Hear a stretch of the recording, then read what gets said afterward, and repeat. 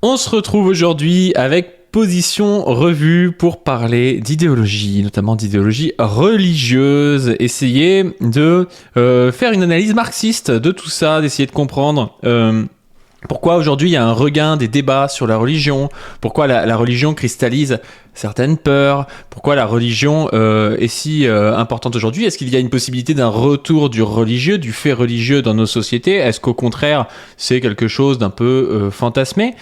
On va voir tout ça avec Position Revue. Position Revue, est-ce que tu m'entends? Ouais, je t'entends bien. C'est parfait. Ok, super. Alors peut-être qu'on devrait commencer par essayer de définir la religion, l'idéologie religieuse à l'intérieur de la société, à l'intérieur du mode de production capitaliste, mais même en général, parce qu'on sait que les religions se sont développées dans l'histoire dans des systèmes antérieurs, notamment dans le système féodal. Qu'est-ce que tu peux nous dire, toi, par rapport à tout ça? Excuse-moi, j'étais en train de faire... Tu peux me répéter ta question, s'il te plaît? Pas du... Oh là là là là là là, je disais, ouais. Mes notes, Comment est-ce qu'on peut définir un peu la religion? Comment est-ce qu'on peut... pour que les gens voient de quoi on parle, quoi. Qu'est-ce que c'est la religion? Qu'est-ce que c'est la spécificité de la religion? Pour des marxistes, exactement. C'est compliqué, en fait. En marxisme, parce qu'il y a plein de façons de le voir, que ce soit de la sociologie bourgeoise ou de faire simplement l'histoire. Nous, en marxisme, ce qui va être clé, ça va être de l'intégrer comme une pensée idéologique. Une pensée idéologique, alors souvent quand on parle d'idéologie, les gens pensent que c'est une espèce de fausse pensée ou de pensée non véritable, étrangère au réel ou à la vérité. Non, nous, ce qu'on va définir par idéologie quand on va parler de religieux, mais on va la mettre au même niveau que toutes les idéologies dans l'histoire des sociétés humaines. Et le fait religieux a été à un moment donné une pensée cohérente du monde partagée par plusieurs sujets collectifs, plusieurs classes sociales, etc., pour faire tenir les sociétés humaines. C'est pas quelque chose qui est, on va dire, contrairement à ce que peuvent penser la pensée conservatrice ou réactionnaire, qui est innée en l'homme, et d'ailleurs la pensée religieuse pense ça aussi. C'est pas quelque chose qui est forcément définitif et qui existera toujours de fait, ou qui est totalement nécessaire. Nous, ce qu'on va dire, c'est que c'est une idéologie qui a permis à un moment donné des sauts qualitatifs dans l'histoire, qui est devenu fonctionnel à un certain moment dans la société pour tenir la société et répondre à ses préoccupations concrètes, c'est-à-dire son développement, sa croissance, son maintien, sa cohérence, etc. Et puis qui, à certains moments, est devenu dysfonctionnel. Donc on va plutôt penser, nous on va plutôt la mettre sur le même plan que les idéologies, que par exemple la religion monothéiste, on va la mettre sur le même plan idéologique que des croyances polythéistes, que des croyances même des pensées spirituelles sans Dieu, par exemple, comme je sais pas, le confucianisme par exemple, ou comme des pensées athées, comme la pensée libérale bourgeoise, etc. Tout ça, c'est des idéologies adéquates à des modes de production, à des sociétés concrètes qui ont leur fonctionnalité, c'est-à-dire qui permettent des choses et puis qui, à un moment donné, vont rentrer en crise à la faveur du développement des modes de production dans lesquels ils sont nés, qu'ils ont permis et qui, enfin, comme le disait Marx, de force motrice, elles deviennent un empêchement de ces modes de production. Voilà. Mais je trouve qu'il y a une particularité des idéologies quand même. Des idéologies religieuses dans les idéologies, c'est aussi un côté presque à vouloir tout expliquer. Tu vois, j'allais dire totalitaire, mais j'aime pas trop ce terme parce qu'on sait pas trop de quoi on parle. Mais tu vois, la religion telle qu'on l'a connue, notamment avec les religions monothéistes, se présente à la fois comme étant un discours sur le monde, sur la vérité du monde, un discours ontologique, un discours presque qui rentrait en contradiction à l'époque avec le discours scientifique. C'est par exemple, on l'a bien vu avec Galilée, avec toutes les querelles autour de l'héliocentrisme, qui rentrait en contradiction avec l'Église. Donc il y a à la fois un discours ontologique, un discours qui est maintenant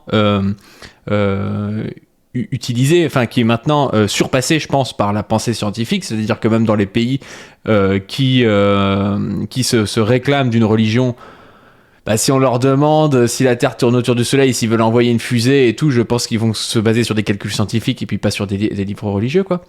Et puis on a à la fois un discours sur la morale, sur tout ce qui touche des questions presque existentielles chez l'homme.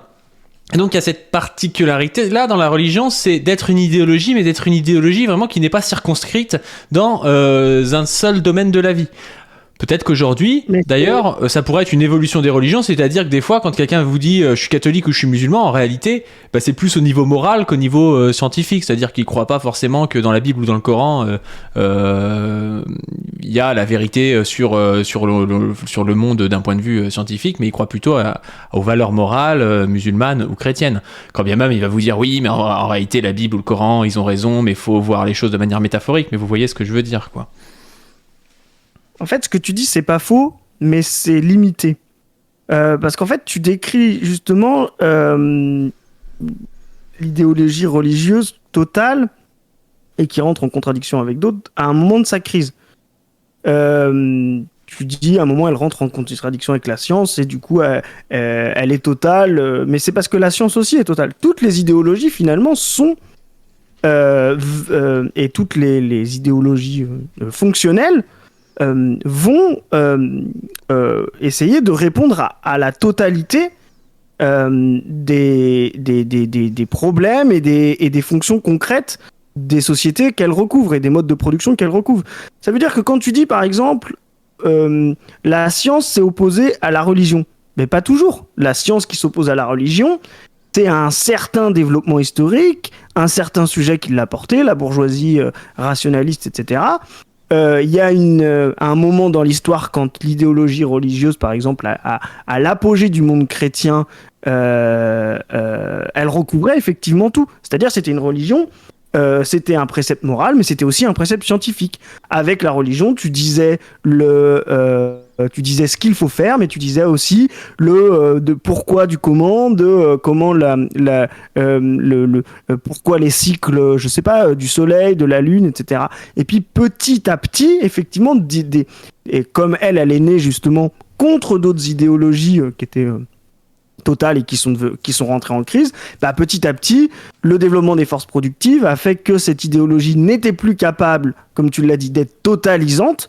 Et à partir du moment où elle est plus totalisante, eh ben, elle rentre en crise. Et là, de nouvelles idéologies en genèse, etc., commencent à apparaître, à se percuter et à terme prendre la totalité de la société. Et si tu prends par exemple le rationalisme, bah, le rationalisme aujourd'hui, qui est complètement athée, qui n'est pas une idéologie religieuse, il est aussi totalisant.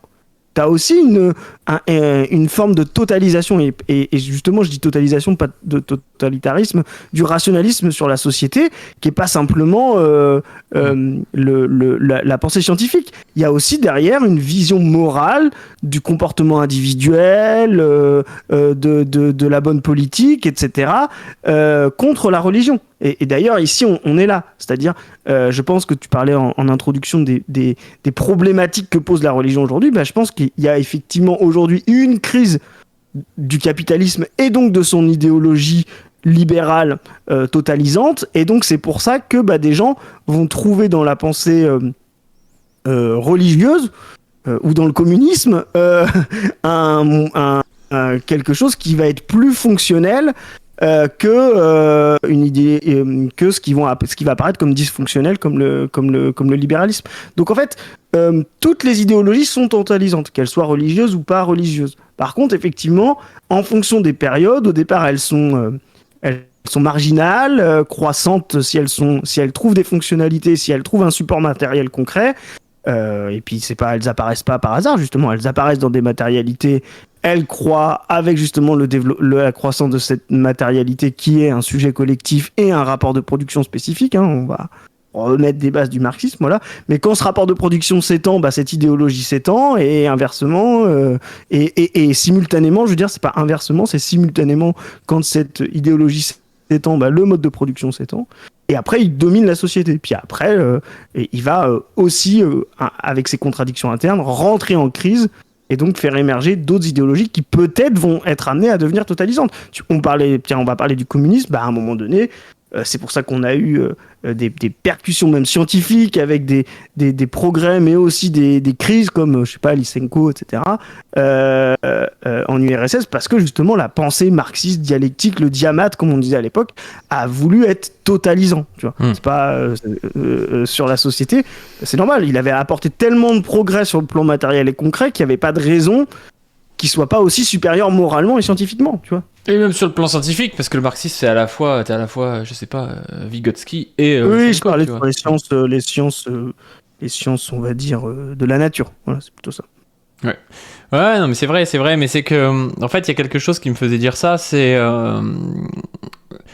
le fait que aujourd'hui t'as des religions en fait qui sont plus très très puissantes et donc que les gens réutilisent presque comme étant des spiritualités mais qui seraient à côté de leur vision du monde majoritaire qui est une vision du monde par exemple bourgeoise des choses, et donc on a des gens qui vous disent ah oui, moi au niveau de mon éthique personnelle je suis chrétien, mais qui vont pas laisser leur christianisme devenir leur vision du monde explicative de tout majoritairement. Mais ça en fait c'est juste que c'est un résidu de l'histoire en fait. C'est que le christianisme chez eux, c'est un peu un truc un peu traditionnel qui est plus aussi important qu'à l'époque et qui ne prend plus la même place qu'à l'époque, quoi. Oui, tout à fait. Aujourd'hui, ce qu'on peut constater, c'est que le développement des forces productives et du rapport matériel capitaliste a rendu caduque la nécessité religieuse, c'est-à-dire à dépasser en termes de performance et d'efficience la religion monothéiste qui était, on va dire, un mode qui était à un moment donné dans son apogée le mode, l'idéologie maximale occidentale, voilà. Donc aujourd'hui la religion est devenue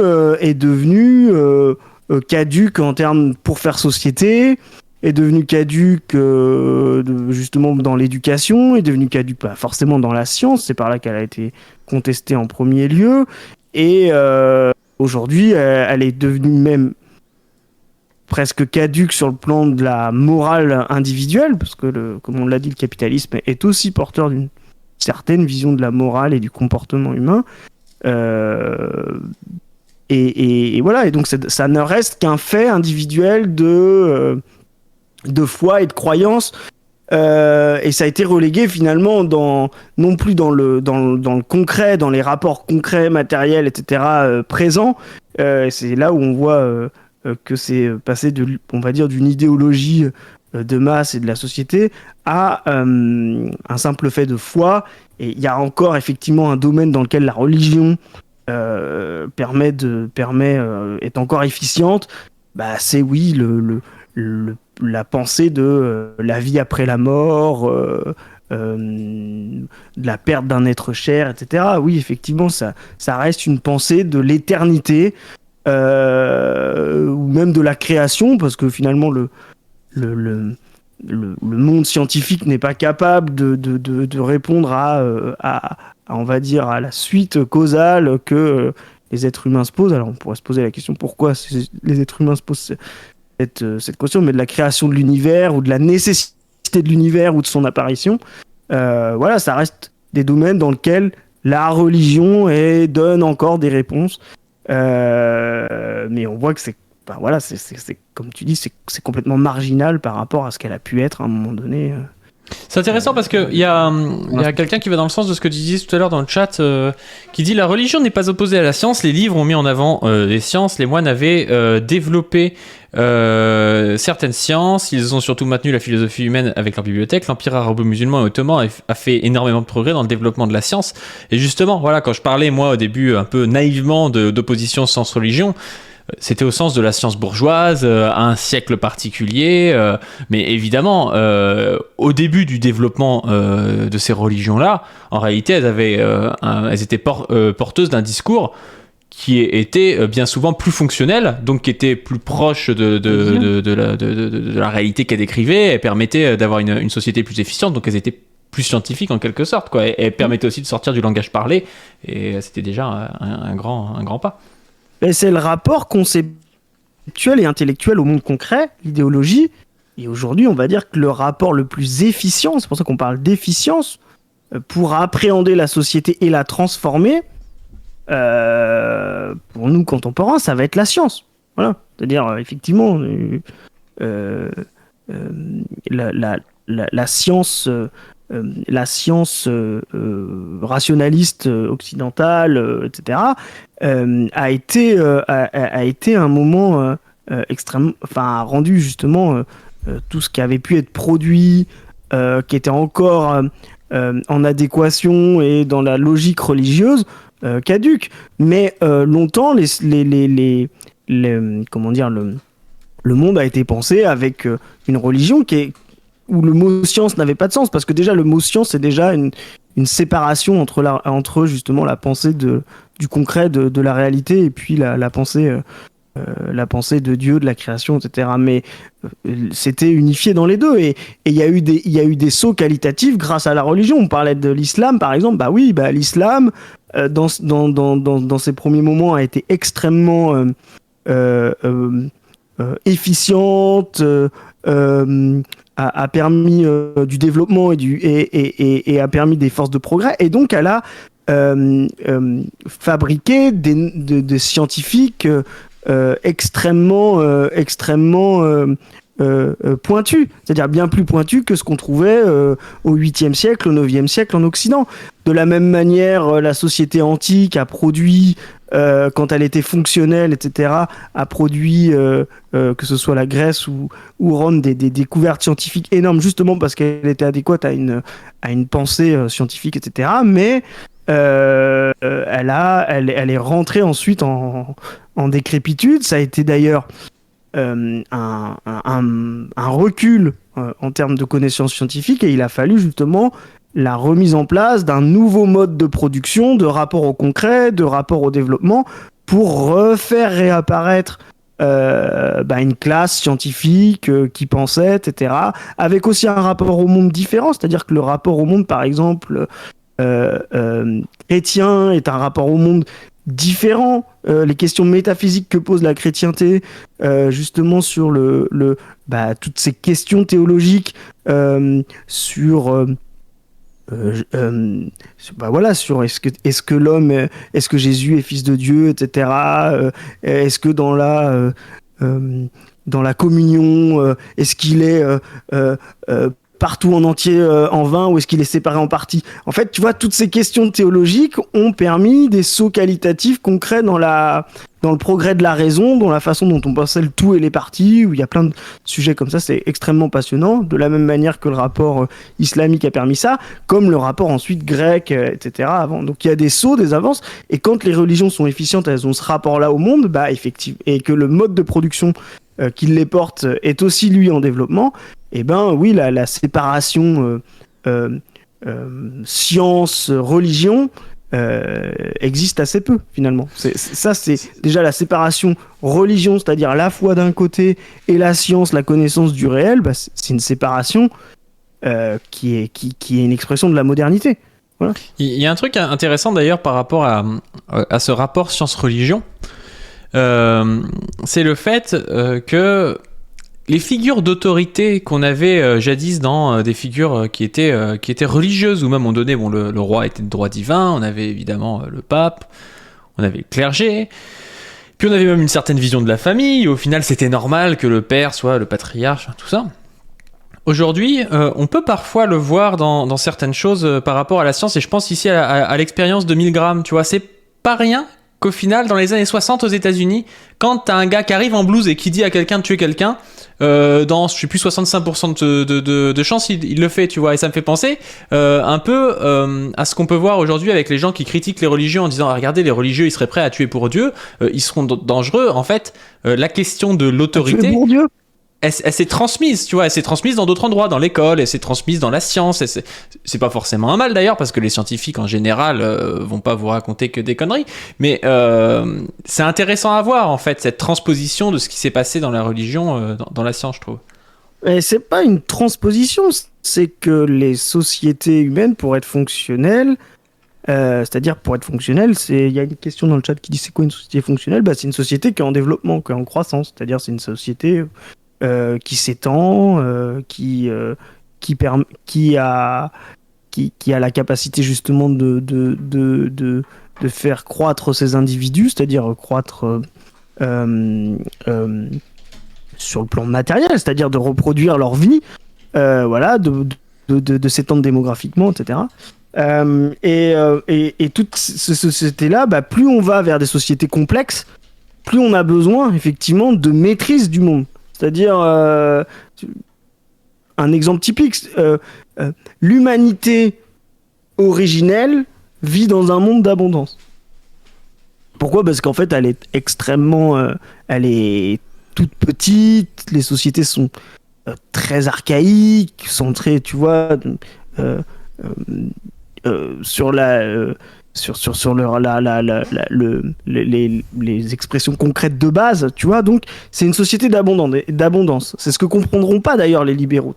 Adam Smith se posera la question de parce que lui il voit justement la société originelle comme une société catastrophique du manque, et puis il arrive à la question de mais pourquoi elle a duré si longtemps. Bah non, en fait c'est l'inverse, et c'est pour ça que si vous vous intéressez à des anthropologues marxistes comme Maurice Godelier ou les gens qui sont proches de ça comme Alain Testard, en fait ils parlent de communisme primitif. Pourquoi ? Parce qu'en fait la petitesse des sociétés humaines fait que le monde de la cueillette et de la chasse, tu vois, permet de trouver tout ce dont on a besoin avec finalement peu de nécessité de transformation. Petit à petit, quand les sociétés se développent, ben, ça rentre en contradiction, et c'est là que tu es obligé de redoubler d'efforts de transformation de la société pour, quand tu as tout mangé ce qui était à ta disposition, ben, j'exagère, hein, c'est pas comme ça que ça se fait, mais c'est pour donner un petit peu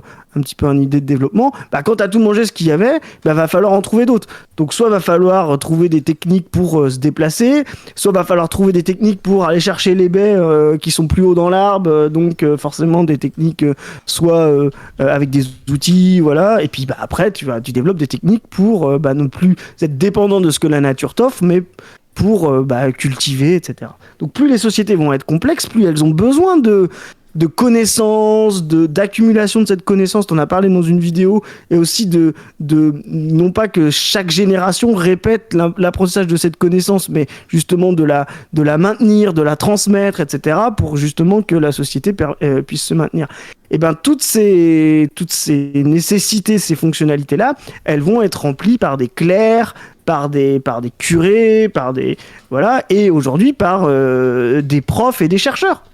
Et donc c'est normal que les élites... Il a dit les profs c'est des curés. Mais tout à fait, et je l'assume, et que forcément et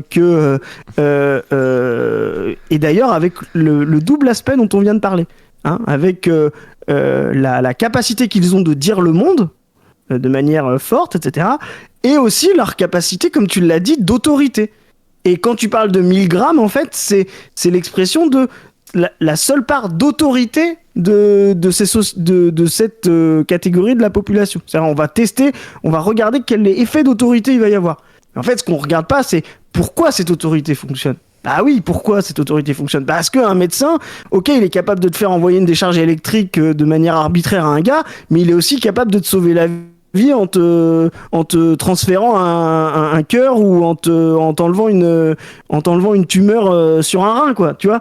Donc l'autorité, elle est pas purement arbitraire, c'est pas tu vois, c'est pas c'est pas un pur effet de choix de hasard que tu envoies une décharge électrique quand c'est un type en blouse blanche qui te l'envoie, qui te le demande, que si c'est ton voisin, tu vois. Bah, c'est la même chose que l'autorité d'un curé ou d'un imam ou d'un rabbin. Non, bien sûr, mais c'est important, je trouve ça, parce que on confond souvent des fois cet aspect. On a l'impression que la découverte de la science a été la découverte seulement de l'esprit critique, alors qu'à la fois il y a ce côté esprit critique, mais à la fois il y a ce côté soumission aussi à des autorités. Et c'est pas forcément un mal, comme tu le rappelles, parce que si on fait pas ça, on est toujours en train de tout remettre en question, et puis on peut pas être spécialiste de tout, tu vois. Mais c'est vrai qu'il y a cet aspect-là à prendre en compte aussi, quoi. C'est toujours, c'est-à-dire que quelqu'un qui est dépositaire, et surtout dans les sociétés encore plus complexes, de l'expertise ou d'un savoir-faire, etc., a toujours un rapport d'autorité. Mais oui, parce que comme quand tu vas chez le garagiste, il te dit ça s'est cassé. Mais ouais, mais tu comme dis le ouais, parent ok, si a un tu veux, rapport, tu vois, comme le parent a un rapport à l'enfant. Et justement, quand on commence à remettre en question ces autorités-là, bah, c'est que finalement leur savoir rentre en crise. Tu vois, c'est la décadence. quand le curé commence à être remis en question parce qu'il y a le développement de la science, etc., c'est que tu te dis, attends, mais en vrai, ça marche pas ton truc, quoi. Tu vois ce que je veux dire? C'est-à-dire que c'est pas hasardeux. On a parlé. Tu le vois aujourd'hui avec la médecine aussi, tu vois, avec des fois. Avant, on considérait que le médecin avait toujours raison. Aujourd'hui, il y a des gens qui se rendent compte que. Bah, il y a des fois où en cherchant sur internet, en fait, t'as pas forcément plus tort que lui, voire tu prends plus le temps et t'arrives à trouver ce que t'as, tu vois. Alors, c'est pas forcément ce qu'il faut faire parce que des fois c'est des conneries, t'as pas l'expérience pour, tu vois. Mais il y a cette autorité qui commence à être remise en question. Pas forcément pour un mal non plus, parce que c'est vrai que tu peux raconter n'importe quoi en blouse blanche, être cru si tu ne sais pas qu'en fait ton patient il peut regarder aussi sur. Et puis on arrive à des développements, on arrive, tu sais, à des stagnations du niveau de vie, voire même dans certaines sociétés avancées des régressions.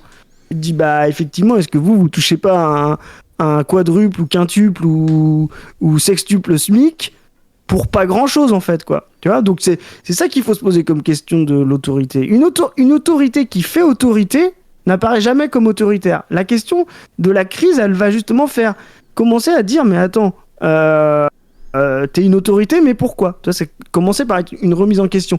Mais pour ça, il faut un développement des forces matérielles. Tu vois, si la société, juste pour finir, si la société, on va dire chrétienne. D'ailleurs, tiens, je le redis, hein, mais la chrétienté, dans son développement, elle rentre, et même la religion, si on va aller de manière encore plus large, elle rentre pas en crise, elle n'est pas hégémonique jusqu'à une crise quand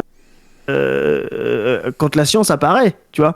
Elle est elle-même lieu de crise. C'est-à-dire les schismes religieux, que ce soit le schisme chrétien, les schismes à l'intérieur du christianisme, c'est-à-dire la réforme, etc., l'apparition de l'islam en périphérie de la société chrétienne, etc., sont également c'est-à-dire l'histoire même de la religion est aussi une histoire d'idéologie et de contre-idéologie à l'intérieur d'elle-même.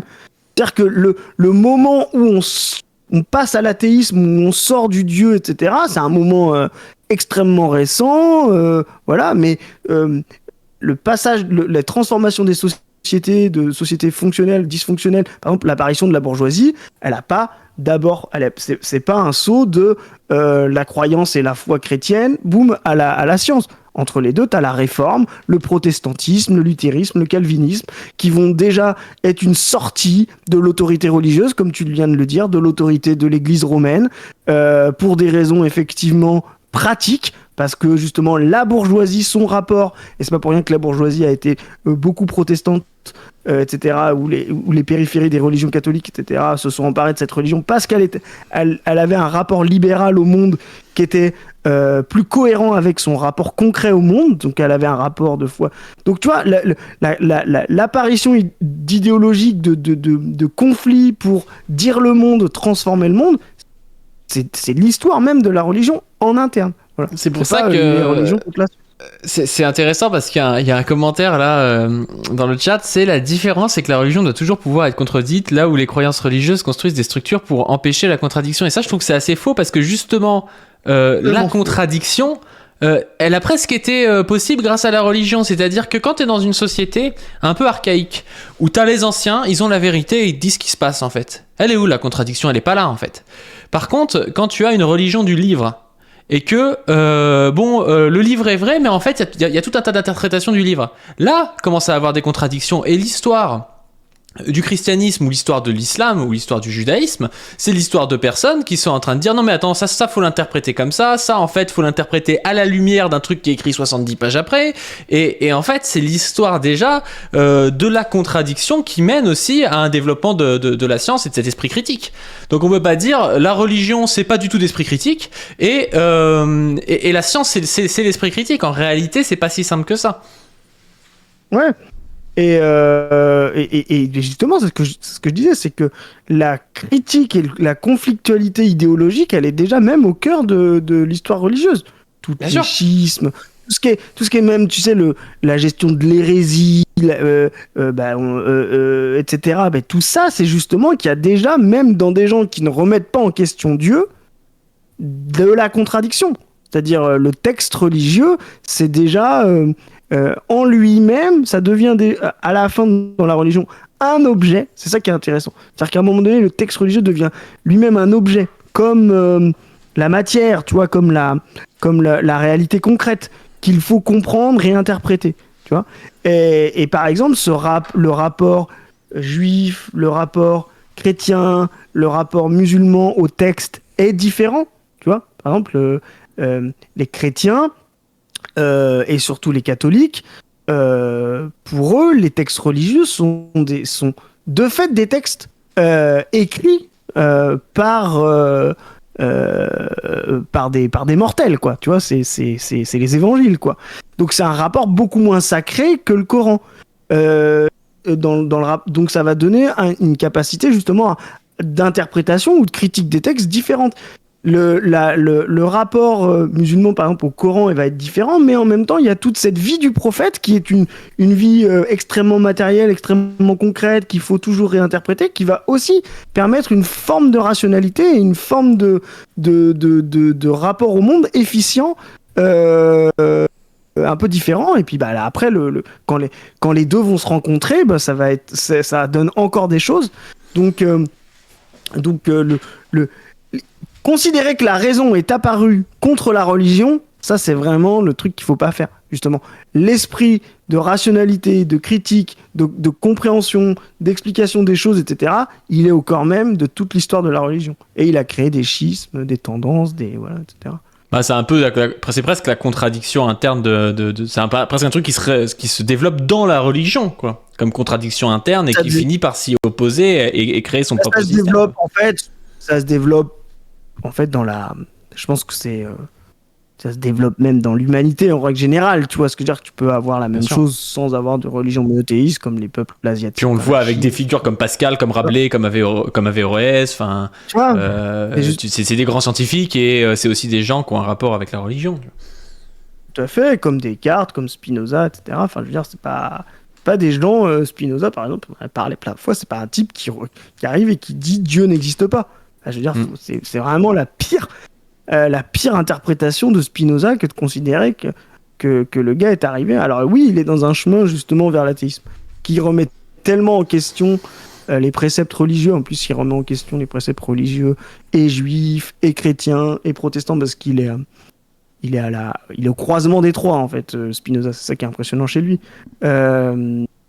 Mais considérer qu'il arrive en disant il y avait un monde avec Dieu et maintenant il y aura un monde sans Dieu, c'est absolument pas ça. Il y a toute une transition de phase pour arriver à notre athéisme, c'est-à-dire à un monde qui considère que, en fait, même pas que Dieu n'existe pas, c'est que là où moi je vais dire moi le marxisme est un athéisme. Moi je suis d'accord pour cette phrase. Par contre, ça veut dire, est-ce que le marxisme est un athéisme? Ça veut dire, est-ce que le marxisme affirme que Dieu n'existe pas? Non. L'athéisme, c'est l'absence de Dieu. Ça veut dire que toute la réalité de l'humanité qu'on peut connaître concrètement, etc., n'a pas besoin de Dieu comme explication ou comme nécessité pour être marxiste. Donc ça veut dire oui, il est absent. Et comme on connaît cette phrase, si Dieu existe, tant mieux pour lui. Tu vois, ça veut dire qu'il a en marxiste, il a perdu toute nécessité. qui n'est pas le cas de d'autres idéologies. Donc oui, l'athéisme, c'est une considération que Dieu n'a aucune nécessité pour la destinée humaine et pour la conduite de l'humanité et la réponse à l'humanité à ses propres problèmes. Voilà, aux problèmes qu'elle se pose, pour paraphraser Marx, etc., et qu'elle résout. Est-ce que ça veut dire qu'il n'existe pas ? Moi, j'en sais rien, en fait. Et là, on va dire oui, mais c'est... Ah là là là là, la position revue se convertit à l'islam, je l'avais dit. Non, mais tu vois, c'est un agnosticisme. Non, c'est pas un agnosticisme. C'est dire à aucun moment, moi, j'ai besoin de Dieu et il y a aucun moment on va avoir cette nécessité. Après, s'il y a des gens qui veulent que ça aide de croire que le Big Bang ou la création de l'univers, si on remonte les suites causales, à la fin on trouve Dieu, ou après la mort il y a une immortalité des âmes, des individus, des personnalités, parce que tout ça, c'est en dehors de la réalité concrète, c'est en dehors de la réalité matérielle. Donc voilà, pour nous marxistes, c'est pareil que les licornes, quoi. Tu vois ce que je veux dire ? Si tu veux croire. Plus ça, la question de Dieu et la question de la religion n'est pas exactement en soi la même si elles sont liées. Oui, exactement, tout à fait. Mais ce que je veux dire, c'est que in fine, on va se rendre compte que je veux dire, est-ce que Spinoza, que je connais moins que toi, mais est-ce que Spinoza est religieux ? Je sais pas, tu vois. C'est-à-dire qu'il rentre pas dans les normes de l'église de son temps, du judaïsme de son temps et tout. Par contre, il y a plus de chances qu'il soit théiste qu'il soit religieux, quoi. Spinoza, c'est un vrai paradoxal, c'est parce qu'en fait, contrairement à Descartes, etc., qui va dire oui, Dieu, ça existe, pour être un peu tranquille, tu vois. Il est en France. Etc. C'est trop drôle ça. C'est trop marrant comment il fait. Oui, voilà, donc j'ai prouvé que ça existe, puis bon, maintenant on fait de la science. Ouais, tu vois, genre, me cassez pas les couilles, tu vois. Genre, puis au final, tu te rends compte que c'est le début de l'athéisme, vraiment Descartes, beaucoup plus que Spinoza. Parce qu'en fait, tu te rends compte que dans tout ce qu'il fait, en fait, Dieu n'a aucune nécessité, tu vois. La seule nécessité qu'il a, et c'est pour ça qu'il fait une espèce qui joue un peu à ça, c'est justement pour pouvoir être tranquille et qu'on vienne pas de l'emmerder. Donc mais tu l'as vu très sa concret, lettre, en fait. En gros, il dit que comment ça s'appelle, le domaine où la métaphysique, quoi. Il dit en gros voilà qu'il a résolu la métaphysique. Il dit à un gars, il dit ouais, ce qui est bien, c'est que bon, depuis que j'ai fait les méditations métaphysiques, la métaphysique me prend 2 heures par an. Il dit comme ça, je peux faire de la science. Tu sais, le gars, genre, il a prouvé que Dieu existait, maintenant il fait de la science. Il le dit plus concrètement que on peut pas tout dire, etc. Tu vois, donc Spinoza, lui, il va plus loin. Lui, il est, comme je te dis, il a la critique, etc. Et lui, il croit encore dans un Dieu, dans une forme de la substance, etc. Enfin, tu vois, on va pas revenir sur les concepts spinoziens. Mais j'en discutais avec Noé Jacomet, je vous renvoie à ces échanges-là. Mais lui, il va carrément plus loin, c'est-à-dire qu'il va critiquer la théologie religieuse, on va dire, en place, quoi, pour même fabriquer sa propre théologie. L'éthique de Spinoza, c'est justement cette volonté de repenser une éthique, repenser une politique, repenser une morale, repenser un rapport au monde, à l'autre, etc., à la découverte de ce nouveau rapport à un Dieu qui n'est plus un Dieu transcendant, mais un Dieu immanent, qui n'est plus un Dieu,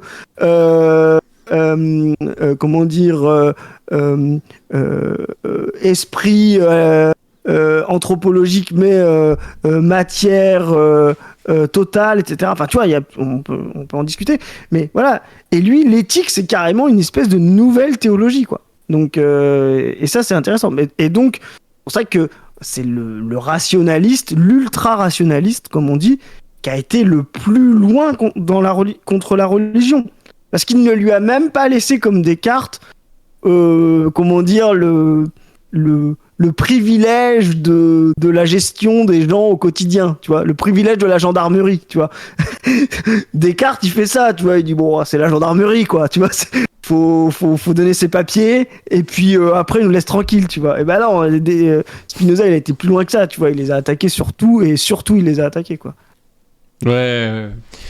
Mais c'est intéressant. Et c'est d'ailleurs la bourgeoisie, je finirai, mais justement la bourgeoisie française, c'est ça qui est drôle, c'est que elle est héritière de Descartes, c'est-à-dire d'une bourgeoisie qui défonce sur le plan concret la théologie et la religion et l'ordre qui va avec, c'est-à-dire la société d'ordre, l'Ancien Régime. Et elle a tellement été cynique vis-à-vis de la religion, même dans sa naissance, qu'au 19e, elle revient à la religion, tu vois, avec le Concordat, le Premier Empire, le Second Empire, etc., c'est-à-dire avec tous les curés, qui s'occupaient de la discipline scolaire, de l'éducation, etc., qui avaient un vrai rôle politique, tu vois. Si bien qu'on parlera, pendant le Napoléon III, au milieu du 19e siècle, de cléricalisme athée.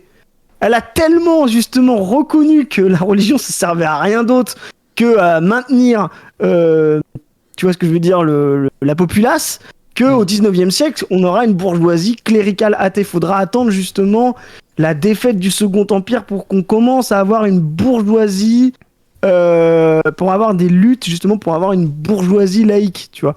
Mais elle a mis un temps fou justement à ne plus avoir besoin de la religion. C'est-à-dire, et pour être clair, elle s'est d'abord séparée de Dieu et de la théologie pour être dans le rationalisme, et ensuite elle s'est débarrassée de la religion. Contrairement à Spinoza qui a été plus courageux. Lui, il a attaqué les religieux de son époque, tu vois. Il a été moins quark que Descartes. Mais il a gardé Dieu, c'est le paradoxe. D'ailleurs, cette contradiction et cette opposition entre une bourgeoisie plus laïque et une bourgeoisie plus catholique, on la voit aujourd'hui avec le truc là qui est passé sur CNews où il disait qu'il y avait 73 millions de morts par avortement et que c'était la plus grande cause de décès dans le monde. Donc là, c'est vraiment la bourgeoisie catholique réac qui met ça en avant, et le lendemain il y a Laurence Ferrari sur la même chaîne qui dit non, et moi je suis très attaché à l'avortement et tout le monde doit y avoir le droit. Et on voit du coup qu'il y a encore cette opposition là qui est en train de renaître avec des chaînes comme CNews, avec l'extrême droite qui revient et qui est toujours porteuse d'une certaine idéologie bourgeoise catho, même si elle est évidemment moins forte que l'idéologie bourgeoise laïque qui va de la droite au centre gauche, quoi. Mais il y a toujours cette tension dans la bourgeoisie aujourd'hui, quoi. C'est pas quelque chose qui est terminé. Ouais. C'est terminé. Oh là là, t'as pas l'air, t'as pas l'air sûr. Non, mais c'est des réactionnaires, quoi. Donc si tu veux, tu sais, c'est juste pour, c'est de l'autorité pure, quoi. Tu vois, tu parlais d'autorité, c'est de l'autoritarisme, quoi. Puis c'est de la réaction, c'est-à-dire c'est des types qui sont dépassés par les transformations de la société et qui se disent c'était mieux avant quand même, hein. Quand on mais ça redonne du pouvoir du coup à cette bourgeoisie catho. Un homme, c'est aussi. Tu le vois au travers des collèges, genre Stanislas, des trucs comme ça, tu vois, c'est des trucs catho dans lesquels. Oui, mais en vrai, c'est marginal. C'est marginal, oui, c'est pas le plus puissant, évidemment. C'est marginal et personne aujourd'hui obtient un poste. Tu vois ce que je veux dire? On n'est pas au 19e ou au début du 20e. Enfin, même au début du 20e, c'était l'inverse, si on s'intéresse à ça. Mais personne aujourd'hui n'obtient un poste parce qu'il va à l'église le dimanche, quoi. Tu vois, on s'en fout, quoi. C'est vraiment des trucs du 19e siècle, ça, encore plus du 17e, du 16e, de se dire, tiens, ce gars-là, est-ce que ce sera un bon gendre ou est-ce que ce sera un bon chef d'usine? Est-ce qu'il va bien à l'église le dimanche et tout? Tout le monde s'en bat les couilles, quoi. Tu vois, D'ailleurs, c'est des apparences. On le voit, ce côté un peu cléricalisme athée, dans le sens que c'est le cléricalisme qui les intéresse, c'est pas les athées. Dans le roman français, où ils se foutent de la gueule tout le temps des espèces de faux dévots qui sont un peu là pour le côté clérical, pour le côté pouvoir que représente la religion, mais qui en fait n'y croient pas plus que ça et s'en battent les couilles. Mais puis tu sais, c'est qu'ils se donnent un peu une espèce de consistance spirituelle, parce qu'en fait c'est des petits affairistes, des boutiquiers, tu vois ce que je veux dire? Ils se donnent une petite consistance transcendante en parlant de ça, alors qu'en fait ça les empêche pas, tu vois, je veux dire, il y a eu une crise de la bourgeoisie religieuse, justement, de savoir si faire des affaires, etc., c'était compatible. Tu vois, mais eux, ils s'en battent les couilles, tu vois, c'est juste pour se donner un peu de corps, voilà. Puis ils en ont rien à foutre, quoi, tu vois, enfin, genre, c'est pas. C'est comme quand ils parlent de littérature, tu vois, ils vont te citer Bernanos ou Charles Péguy. À l'époque, ils auraient trouvé que ces gars-là étaient insupportables, trop socialisants pour Charles Péguy, trop anarchistes ou hérétiques pour Bernanos. Enfin, tu vois, c'est des types. Enfin, ils sont toujours du côté de la matraque, tu vois. Donc, oui, ils vont se ressortir ça, mais ce qui montre quand même une chose, c'est que il n'y a pas d'aspect progressiste possible, de débouché progressiste possible pour les religions chrétiennes ancrées dans nos sociétés, quoi. Pour la religion catholique, quoi. C'est-à-dire que Ce qui n'est pas le même cas en Amérique c'est un du Sud. truc. Ouais, ce qui n'est pas le cas en Amérique du Sud, ce qui peut être pas le cas ailleurs, tu vois. Mais ça montre bien à quel point le truc est mort, tu vois. Enfin, je veux dire, le seul truc qui reste, c'est des types qui, tu vois, ils viennent pas mobiliser justement. Bah ouais, par exemple, Saint Augustin ou Saint Thomas, c'est-à-dire des très grands théologiens, philosophes qui ont justement permis le développement de la raison. Les mecs, ils mobilisent tu sais, genre, le curé dans les années 60 ou machin. Enfin, tu vois, Et d'ailleurs, c'est intéressant parce que justement, il y a une tension à l'intérieur de l'Église catholique romaine qui est que dans nos sociétés occidentales, les chrétiens, il y en a pas mal qui sont soutenus par la bourgeoisie réactionnaire. Mais le christianisme en Amérique du Sud ou en Afrique n'est pas aussi réactionnaire, voire est parfois progressiste. Et donc du coup, ils comprennent pas des fois les décisions ou les déclarations, par exemple celles qu'on avait eues du pape actuel sur les migrants qui se noyaient en mer. Parce que le pape actuel, il n'est pas représentant de Bolloré en fait. Il est représentant aussi des chrétiens africains, des chrétiens d'Amérique du Sud, et on voit qu'il y a une vraie tension qui est pour l'instant, je pense, plutôt en faveur des catho-progressistes pour la papauté actuelle, qui pourrait se retourner aussi, mais je trouve que cette tension, elle est assez claire aujourd'hui. Ce qui est intéressant, c'est que c'est même pas une tension, c'est-à-dire que on est dans une crise où aujourd'hui, tu as une bourgeoisie qui se renationalise, on en a parlé, tu vois. Une bourgeoisie qui commence à rentrer en crise parce qu'il y a une crise de son rapport productif à la mondialisation, une crise justement de ses développements par la mondialisation, contrairement à avant où c'était favorisé dans les années 80-90, etc. Donc il y a une espèce de relocalisation de la bourgeoisie, d'où la montée du national libéralisme ou le néofascisme, on peut l'appeler comme on veut, etc. Et qui rentre en contradiction avec l'Église qui, elle, n'a pas changé. Qui reste quand même une espèce d'autorité par-delà les nations, par-delà les frontières, par-delà les peuples, tu vois. Et ça rentrait pas en contradiction pendant la phase de mondialisation. Mais là, comme les mecs qui sont en train de se renationaliser et qu'ils ont un pape qui justement a bénéficié aussi de ça, de la mondialisation, là ça rentre en contradiction parce que t'as là une espèce d'autorité politique par-delà les nations, par-delà les peuples, pendant que cette bourgeoisie-là se renationalise. Et c'est pour ça qu'on voit sur CNews des gens qui donnent des leçons au pape. Je veux dire, les types ils se disent catholiques, mais ils donnent des leçons au pape. C'est la base de l'excommunication, tu vois, genre de l'église catholique, ou alors de la réforme, ou de devenir protestant. Mais je veux dire, quand t'es catholique, tu te revendiques de l'école de l'église apostolique romaine, ton autorité c'est le pape, quoi. Tu donnes pas. Et là, tu vois des gens sur. C'est vrai que tu vois que c'est l'identité pour eux. Tu vois, voilà, Charlotte Dornelas qui dit ouais mais ce pape c'est quoi, c'est un woke. Il parle tu vois ce que je veux dire, c'est un woke qui parle d'aider les migrants. Bah oui, c'est la base de l'église catholique, justement, de penser l'amour entre les hommes indépendamment des frontières. Tu vois ce que je veux dire, c'est son message Urbi et Orbi. Et la meuf elle est là sur CNews en disant moi je suis une vraie catholique mais je trouve que le pape c'est une merde. Bah ok, mais tire-en les conclusions que tu veux, quoi. Ouais, mais c'est marrant, oui, c'est là qu'on voit que oui, c'est un vernis qu'il aurait à la fois hérité. C'est un vernis identitaire. Et c'est un vernis identitaire, c'est ça, c'est exactement ça. Et c'est des bandeurs de 19e, 20e, je sais pas trop quelle période. Puis ils mélangent en plus entre les deux, donc ils s'inventent une France éternelle, tu sais, où tout le monde adorait l'armée, les défilés militaires et aller à la messe, tu vois, n'importe quoi, tu vois.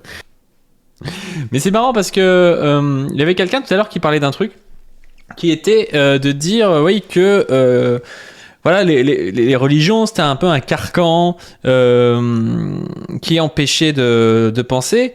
On en avait parlé un petit peu, mais je trouve qu'on peut dire aussi que c'est faux d'une certaine manière. On l'a déjà dit, mais je veux dire, pour rajouter un argument par rapport à ça, c'est que quand on prend l'histoire des religions, on voit en fait qu'il y a une histoire de jeu de pouvoir. Déjà, quand on prend la religion catholique, les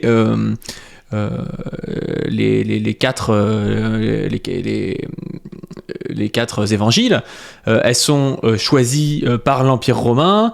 Aujourd'hui, moi, des dernières choses que j'ai lues là-dessus, on sait qu'ils ont effacé pas mal le rôle de Marie-Madeleine parce qu'ils étaient assez patriarcaux, ils voulaient pas qu'il y ait le rôle d'une femme ou des choses comme ça. Enfin voilà, il y a une réécriture toujours par des groupes politiques à des fins politiques de la religion. Et après, comme tu l'as dit, il y a le protestantisme, il y a différentes versions du christianisme, le christianisme orthodoxe, enfin voilà. Et donc ça paraît évident quand on s'intéresse en fait un peu à l'histoire, c'est-à-dire à la religion dans son devenir, que c'est pas un truc monolithique où tout était écrit dans le texte et on dit aux gens il faut que vous appliquiez le texte tel quel et c'est comme ça quoi. Il y a vraiment toujours des enjeux politiques derrière la religion. Et aujourd'hui, moi je critique un peu ça sur la chaîne, je vais en parler aussi un peu sur la chaîne principale, mais on a des gens qui prennent la religion presque comme étant, voilà, il y a un texte et puis en fait on peut faire de la critique de texte, de la critique rationnelle en omettant tout ce qu'il y a de politique derrière et tout ce qui fait aussi que si aujourd'hui les gens adhèrent ou non à une religion, en général c'est pas par rationalité, c'est-à-dire c'est pas ils sont allés jusqu'en terminale, ils ont appris les règles de la logique, les mathématiques et tout, et puis après ils ont lu les différents livres sacrés, ils se sont dit ah celui-là c'est le plus rationnel, c'est celui que je prends. Non, en fait il y a toute une attache identitaire, Ouais, mais comme tu disais avec Charlotte Dornelas par exemple, donc ça c'est pas ça peut pas s'interpréter seulement comme ça. Et puis, ce qui est bizarre, c'est que c'est des couards. Tu vois, tous les mecs que t'as vus là, je sais pas quoi, les Jack le Fou, etc. Tout ça, c'est des couards. Alors, bon, lui, il vient d'Algérie, je sais pas trop, mais bon. On pourrait parler du rapport de l'Algérie à la religion. C'est pas un État islamique, l'Algérie. Hein. Donc, si je pense que c'est quelqu'un choqué de la décennie noire aussi. Mais après, il faudrait voir comment on parle de la décennie noire. C'est peut-être un gars aussi qui a justement un rapport politique justement au FLN et justement qui sert aussi de la critique religieuse et de la façon dont le FLN a organisé ça pour faire avancer un agenda politique. Si on creuse, on va trouver.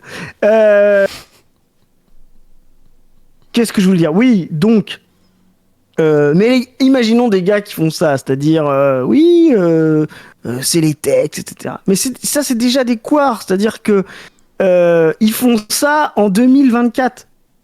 Dans un pays qui s'appelle la France, qui est un pays laïque, dans lequel il n'y a plus du tout d'autorité religieuse.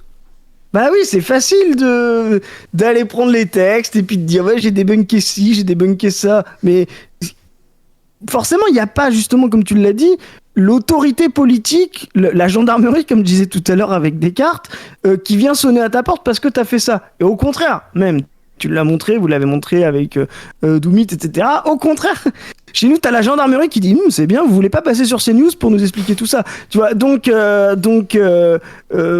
ça, c'est un rapport vraiment, la religion de la critique et du texte qui est déjà ridicule quand il s'agit des mecs qui veulent des debunks, je veux dire, des abrutis finis comme, je sais pas, Geek and Fit, là, qui fait 3 tweets et qui dit j'ai débunk l'islam, le type, mais commence par débunker. C'est un tweet forum, il est pas méchant, Gaïs. Non, mais il est pas méchant, mais je veux dire, il devrait se rendre compte de ses limites intellectuelles. Tu vois ce que je veux dire ? S'il est dans la musculation, c'est pas pour rien. Donc, Position revue qui a décidé de me mettre dans la sauce. Non,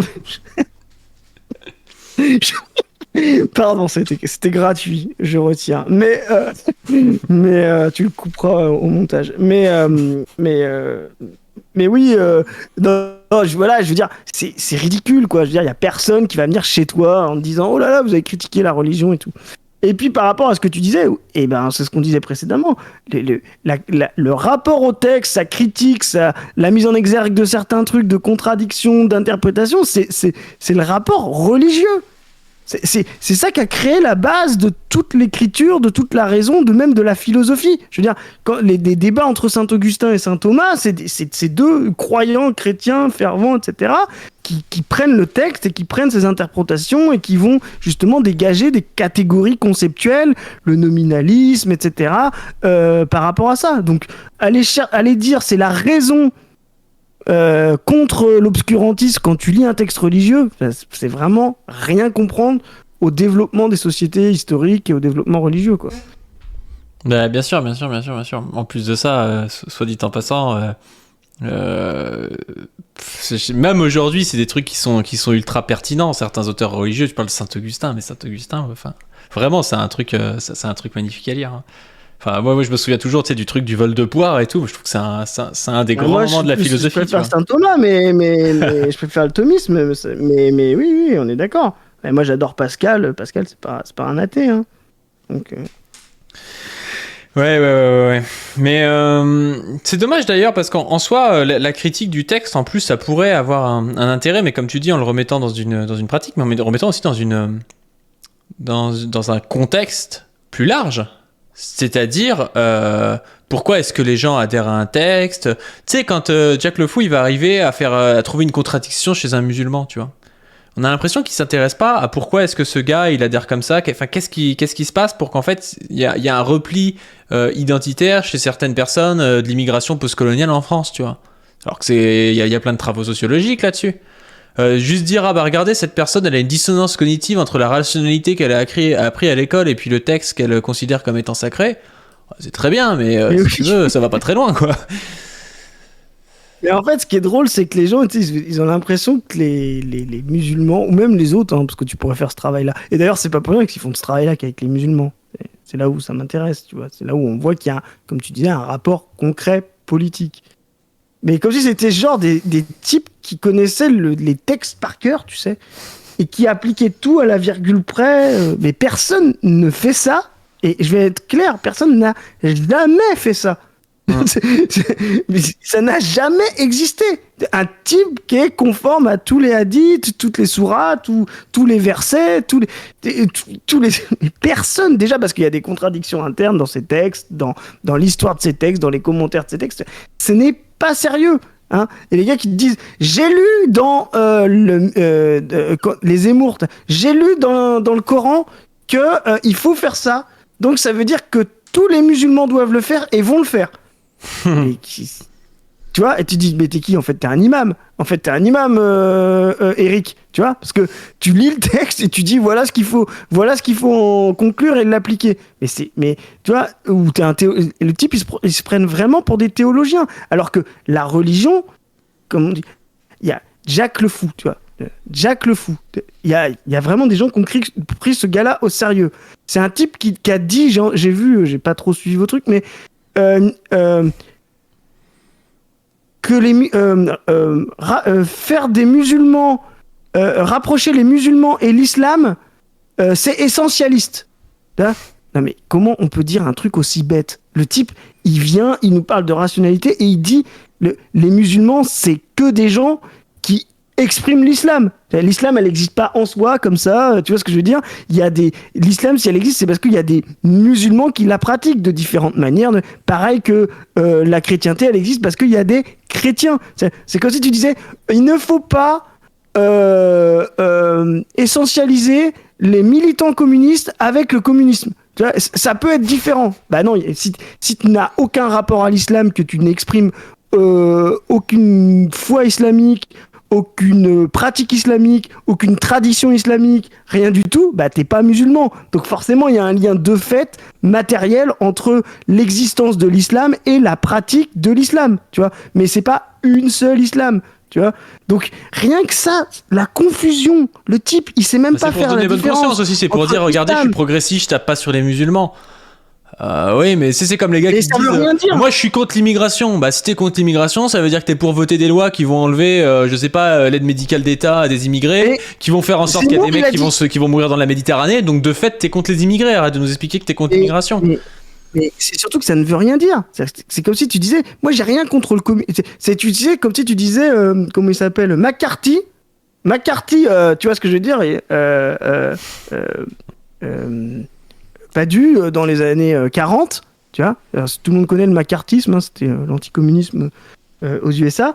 Il avait rien contre les militants communistes c'était juste le communisme qui lui posait un problème. Bah ouais, mais du coup, le problème, c'est que tu te mets à traquer tout le monde, à faire des fiches sur tout le monde, à enfermer des gens. Mais c'est pas les militants communistes qui posent problème. C'est le communisme en lui-même. Mais le problème, c'est que comme le communisme, il descend pas dans la rue, tu vois, pour faire des le communisme, tu peux pas lui serrer la main. À la fin, c'est toujours des gens, tu vois. Donc c'est pareil pour l'islam. Donc ça, c'est vraiment pas sérieux. C'est vraiment un idéalisme total. Je ne confonds pas l'islam comme Zemmour l'a fait. Zemmour a dit ça pendant sa campagne. Moi, j'ai rien. C'est pas les musulmans ne sont pas un problème, c'est l'islam. À un moment donné, quand tu auras éradiqué l'islam, c'est forcément que tu auras éradiqué toute pratique islamique et donc que tu auras éradiqué tous les musulmans. Alors d'une certaine manière, soit les envoyer à la mer, soit les envoyer aux chambres à gaz, je pense que ça c'est leur truc, soit les convertir. Mais dans tous les cas, quand tu fais disparaître une forme de rapport au monde, qu'elle soit religieuse, etc., eh ben ça veut dire que plus aucun individu n'exprime matériellement ce rapport-là au monde, c'est tout. Donc quand t'as des gens qui ouais, Jacques, tu devrais discuter avec Jacques Le Fou, franchement, il démonte trop des gens, etc. Le type, il utilise des concepts qu'il comprend même pas. C'est-à-dire, qui a pris ce gars-là au sérieux? Non, mais en plus, il vient pas débattre, malheureusement. Il devait venir débattre de politique, de politique chez Wissam, il est pas venu, donc on ne comprend pas. Faut que je te montre d'ailleurs un truc que je vais passer dans une prochaine vidéo à venir sur l'athéisme, justement sur un militant athéiste anti-islam que tu connais peut-être, qui s'appelle Majid Oukasha, je sais pas si tu le connais. De qui? Majid Oukasha, tu le connais? Non, je vois pas qui c'est. Ah merde, attends. Ah là là là. Elle est plus là, la vidéo, le compte a été supprimé. Je vais le trouver, je pense. En gros, c'est un débat, l'odeur du débat, c'est un débat avec Gilbert Collard. Et si tu veux, c'est exactement ce que tu dis. Majid Oukasha, en fait, il va prendre par la droite Gilbert Collard sur les musulmans en lui expliquant en gros qu'un vrai musulman, c'est un intégriste, quoi. C'est assez étonnant. Ah ouais, mais c'est ça. Un vrai musulman, c'est un intégriste. Comme toi, tu penses qu'un vrai communiste, c'est un stalinien, mais c'est pas la réalité, ça. Pas du. Mais ça a été effacé, je sais pas si je vais le retrouver. Mais c'est hallucinant comme truc. En gros, le gars dit mais moi je dis aux musulmans soyez musulmans jusqu'au bout, appliquez vos textes et tout, ou alors apostasiez. Le gars il dit moi ce que je vise c'est les musulmans qui sont entre deux. C'est-à-dire que le mec se plaint qu'il y ait des musulmans qui soient pas des intégristes et dit soit vous devenez des intégristes, soit vous êtes plus musulmans, tu vois. Et puis, toujours pareil, ça n'existe pas musulmans intégristes. Que nous faire croire que les mecs de Daesh étaient plus musulmans que les musulmans qu'on a, qui sont, je sais pas, des salafistes en France, tu vois, hyper pieux, etc., mais qui n'ont pas de vocation. Enfin, ça ne veut rien dire. Tous les musulmans sont entre deux. Personne n'est un musulman parfait, conforme à l'islam. Encore plus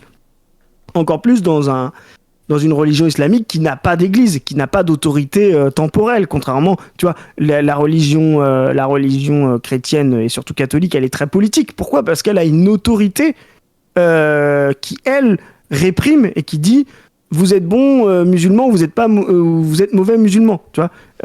En islam, c'est plus diffus, pareil que dans la religion juive, pareil que pour les protestants, tu vois. Donc ça n'a aucun sens de dire ça.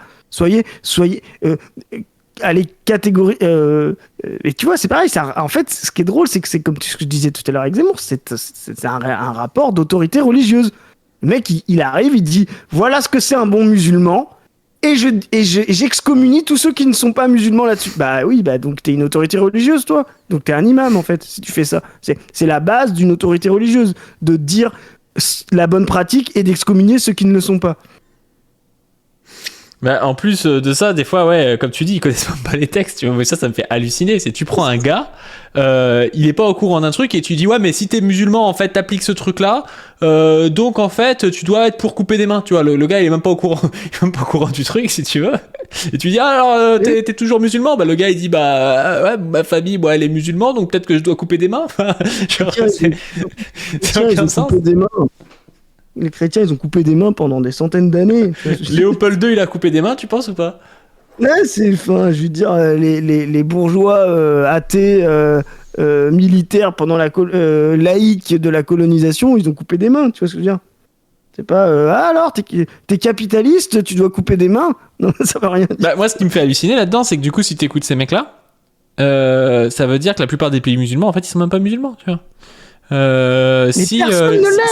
Si l'islam en fait c'est autoriser le mariage à 6 ans et la consommation du mariage à 9 ans, moi voilà, je le dis sur ce live là, l'Arabie Saoudite n'est pas musulmane à ce moment-là. Mais L'Arabie oui, Saoudite n'est pas un pays musulman au sens où l'entendent certains militants athées, tu vois, donc ça a plus trop de sens quoi. L'islam, il faut qu'ils se rendent compte que c'est une pratique, c'est-à-dire un truc qui évolue, il y a différents types d'islam et différentes pratiques islamiques. Si tu penses que l'islam c'est le texte appliqué, ben en fait ça n'existe pas. Mais c'est ça qui est très intéressant sur l'idéalisme de ces gens-là. C'est-à-dire qu'ils considèrent, et là on va faire vraiment un truc sur l'idéalisme, ils considèrent qu'il y a un concept qui existe en soi, de l'idéalisme, tu vois, qui est fin, qui est fini. Bah oui, parce que c'est bien avec les abstractions, c'est qu'elles peuvent être parfaites, tu sais. Comme quand toi tu fais les plans de rénovation de ta maison, je sais pas quoi, bah ouais, dans ta tête c'est parfait, tout est nickel, tout est au cordeau, c'est une abstraction. Tu vois, bah, c'est pareil, tous les ismes sont des abstractions, que ce soit l'islamisme, le catholicisme, voilà, le libéralisme et tout. Donc eux ils considèrent, c'est ça l'idéal, ils considèrent que ça existe en soi, que ça bouge pas, tu vois, et que la réalité doit s'y conformer. Tu vois. Et donc ils font ça pour la religion, mais c'est les mêmes qui font ça, tu sais, par exemple pour le libéralisme, tu vois.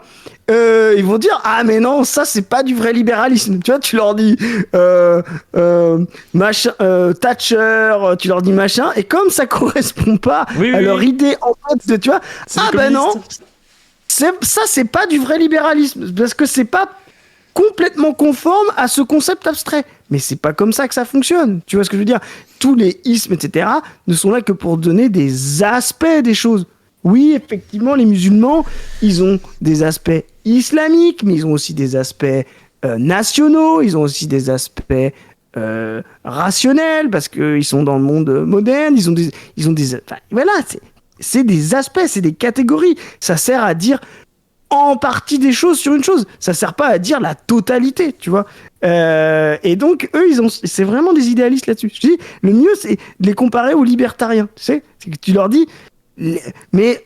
Après, on peut faire une autocritique. C'est pareil pour les mecs qui disent le communisme. Non, mais c'était pas vraiment du communisme. Mais non, mais enfin, je veux dire, si tu réagis comme ça, tu vois, tu dépasses pas les contradictions. Toi, tu peux dire ah ouais, mais moi, mon communisme, il y aurait le prolétariat au pouvoir, pas de bourgeoisie, tu vois, la propriété. Ouais, bah ouais, et ben effectivement, ça donne les idéalistes gauchistes qui s'inventent un communisme parfait. Ça, c'est Bad Mulch. L'URSS était fasciste parce qu'il l'aime pas. Et après tu dis tous les trucs mais non mais ça c'est pas vraiment du communisme voilà ça c'est encore il y a encore un peu de bourgeoisie donc c'est pas vraiment c'est encore du capitalisme tu vois c'est tout ce qui est pas du communisme pur en fonction de mon abstraction et du capitalisme. Bon bah ça c'est un raisonnement dualiste et c'est typique de l'idéalisme. Voilà, c'est typique d'une pensée non dialectique. Tu sais que d'ailleurs pour revenir sur les mains coupées l'autre jour j'étais avec le Foualier. On a regardé quand est-ce qu'il y a eu des mains coupées en France, tu vois, pour voir comme il y a de plus en plus de musulmans en France, il y a peut-être de plus en plus de mains coupées. Et ben il y a eu une fois où il y a eu une main coupée. Est-ce que tu sais ce que c'était? Non, vas-y, dis-moi. C'est un mec qui s'est fait couper la main, je crois, par un tir de LBD. Tu vois, donc il y a des mains coupées en France, voilà. C'est depuis qu'il y a de plus en plus de musulmans, il y a des mains coupées en France. Mais...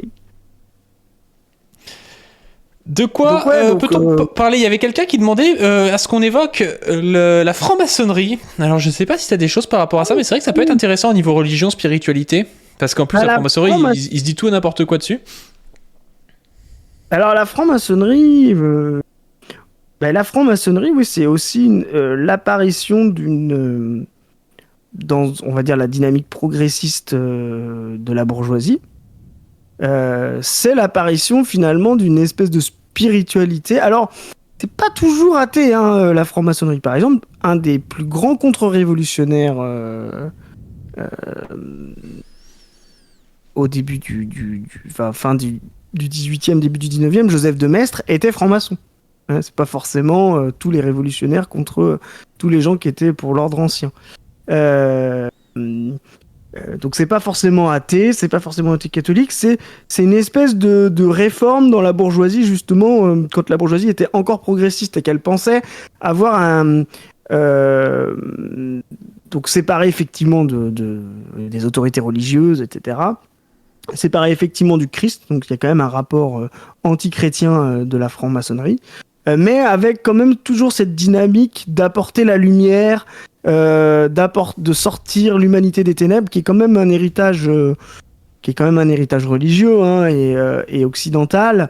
Et donc la franc-maçonnerie va parier justement et sur les forces productives de la bourgeoisie, la construction, la science, etc. Et elle va produire justement une espèce de spiritualité, un espèce d'humanisme, de divinisation humaniste. C'est assez compliqué, qui va rentrer en contradiction avec l'ordre ancien, l'ordre chrétien. Il y a des gens finalement qui vont concilier les deux, par exemple. On parlait de Maistre, voilà. Et qui va vraiment s'affirmer, et qui va vraiment être la bourgeoisie. On a parlé de la bourgeoisie cléricale athée. C'était intéressant parce que c'est une bourgeoisie en fait finalement sans trop de croyances, mais qui utilisait la religion catholique pour justement maintenir son pouvoir.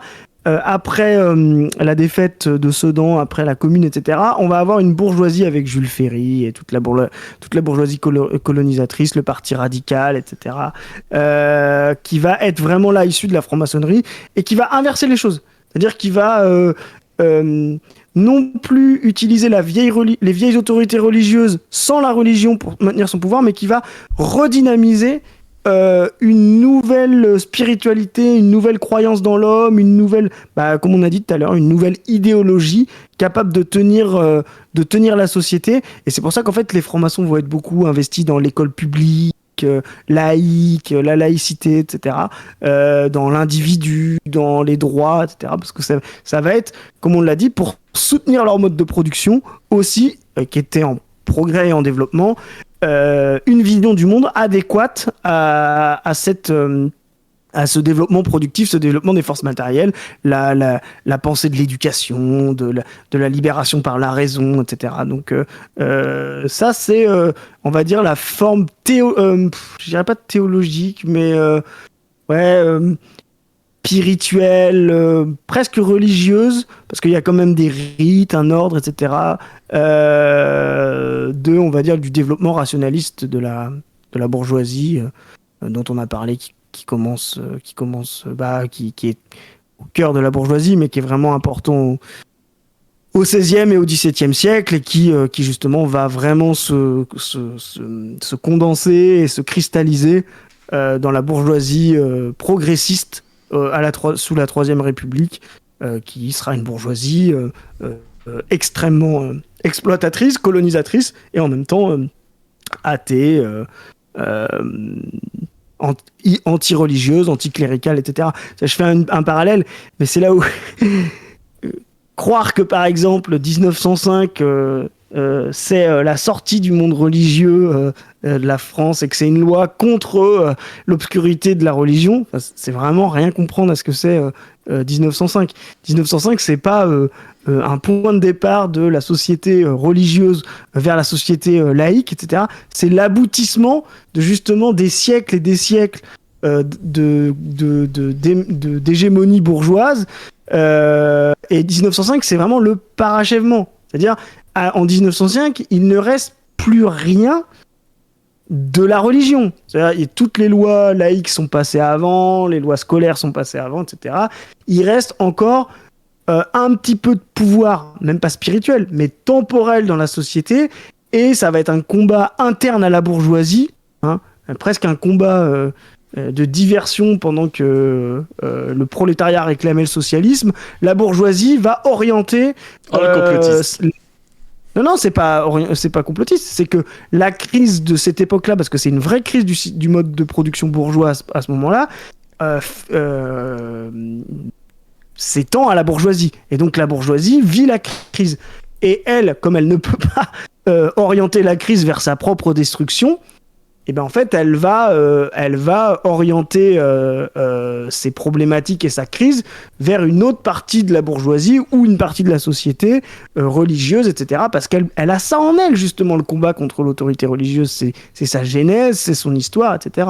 Donc 1905, faire croire que c'est le combat des Lumières, de la raison contre le monde obscurantiste religieux dominé par la religion, c'est pas vrai. En 1905, le monde n'est pas dominé par la religion. Effectivement, il y a encore beaucoup de gens qui vont à l'église, etc. Mais par tradition, la politique est de plus en plus, il y a de moins en moins de religions. Je rappelle, pour ceux qui veulent se renseigner là-dessus, qu'il y a eu une affaire des fils, où on faisait justement, la bourgeoisie progressiste avait eu, et franc-maçonne avait tellement de pouvoir, la bourgeoisie athée, quoi, voilà, avait tellement de pouvoir que on fichait les gens qui allaient à la messe et non pas l'inverse. Donc, on fichait les gens dans l'armée, hein, voilà, justement par effet de réaction par rapport à ce qu'il y avait avant, où on fichait les militaires qui n'allaient pas à la messe. C'est pour ça qu'il y a eu aussi l'affaire Dreyfus, etc. Donc voilà, on est déjà en 1905. Les lois de 1905 ne sont pas des lois religieuses. Quand j'entends ça, ça me fait pousser de l'urticaire. Les lois de 1905, c'est des lois politiques. C'est la fin définitive de siècles où l'Église, effectivement, le Vatican, avait des émissaires qui partageait un peu de pouvoir politique et administratif en France. 1905, c'est la fin de ça. Mais la fin de la religion, la fin de l'autorité religieuse, voilà, elle est déjà parachevée pour qu'on arrive à ce point final. Mais c'est intéressant d'ailleurs parce qu'aujourd'hui, pour avoir discuté avec quelques personnes qui pensent que la France est en train de s'islamiser, qu'il y a un réel risque en France d'islamisation de la France, de je ne sais quoi. Et ben du coup, comme ils voient, selon eux, la religion se redévelopper, ils sont contre la loi de 1905 et pour une sorte de concordat avec les imams. C'est-à-dire qu'ils sont pour que y ait plus de financement étranger, mais que les financements soient français et que les imams soient formés par l'État français, quoi. Je sais pas si t'as déjà entendu parler de ça. Bah ouais, mais c'est une forme de concordat, oui. Ben c'est le modèle, par exemple, en Algérie, c'était le modèle qu'on avait quand on avait le Concordat, et on parlait de 1905, effectivement, 1905, c'est la fin du Concordat. Oui, c'est que le Concordat, il existe. C'est marrant parce qu'avec leur développement pour eux de la religion, ce que je pense être assez c'est un fantasme en fait, ils ont l'impression que la religion va redevenir forte et qu'il y a un risque presque de califat français ou je ne sais quoi, tu vois. Ils se disent il faut un retour au Concordat, quoi. Il faut abolir la loi de 1905. Ce qui est assez marrant parce qu'ils ont un discours un peu laïcard en mode Jaurès et tout, et puis ils arrivent. Oui, par contre la loi de 1905 c'est pas bien, quoi. Ouais, c'est ça. Et en fait, mais c'est ça qui d'ailleurs est intéressant dans les problèmes de laïcité aujourd'hui. On voit qu'en fait la liberté religieuse leur pose problème. Comme je disais tout à l'heure, en fait 1905 c'est un peu la fin, et il restera à la fin pendant quelques décennies, mais ce qui est pas beaucoup, tu vois, en 50, 60 ans. Parce que quand on dit bah oui, il y a encore des gens qui vont à l'église en 1905, oui d'accord, mais 60 ans plus tard, c'est-à-dire 2 générations, allez 3 si vous voulez, voilà, presque plus personne n'y va. Donc ça prend 60 ans, mais en vrai, il faut penser en génération. C'est ça les sauts qualitatifs, c'est les générations, parce que quand tu as fait un truc toute ta vie, pendant les 20 premières années de ta vie, tu continues de le faire, sans te poser la question si ça a un rapport concret au développement productif, tu vois. Donc en fait, tu te rends compte qu'après 1905, il faudra juste 1, 2, 3 maxi générations pour que y ait quasiment plus de gens qui vont à l'église. Donc c'est vraiment la fin de la fin. Donc en fait, tout le XXe siècle est un siècle irreligieux, où justement la laïcité a est la forme normale d'organisation politique, où on parle de liberté de la religion parce que justement elle est en décrépitude. Donc c'est facile, tu vois, je veux dire, pour un laïc un peu con ou un petit peu athéiste ou hégémonique de dire moi je suis pour la liberté religieuse. Bah oui, quand progressivement chaque décennie t'as de moins en moins de gens qui croient en la foi ou qui la pratiquent, oui, bah c'est sûr, c'est facile, quoi. Et ce qui est intéressant avec nos compatriotes et nos camarades musulmans, c'est que justement ils ont remis de la religion dans la société. Ils ont remis du fait religieux, ils ont remis de la pratique religieuse. Et là, en fait, ils se retrouvent, et les pauvres, c'est pour ça qu'il faut les soutenir, qu'il faut être derrière eux, au croisement de plein de conflits français. C'est-à-dire, il y a le conflit, par exemple, qu'on peut remonter très lointain, justement, de la non-tolérance religieuse. Est-ce qu'il n'y a pas aujourd'hui, justement, une espèce de vue de la société purement sécularisée et le fait religieux est problématique? Il y a justement ce combat de la bourgeoisie progressiste anticléricale. Mais nous, tu connais, c'est un combat des vieux profs. Nous, on s'est battu contre les clergés, c'est pas pour voir des meufs voilées. Enfin, tu vois, tu vois ce que je veux dire? Oui, sûr, au moins, la démographie va faire son temps avec eux. Mais, et puis, bah, t'as la troisième... les menaces de mort, voilà, bravo les menaces de mort contre les vieux profs. Non, mais c'est pas moi, c'est la démographie. C'est le temps qui fait son œuvre. Hein. Et donc... On croit un texte de Brassens. Et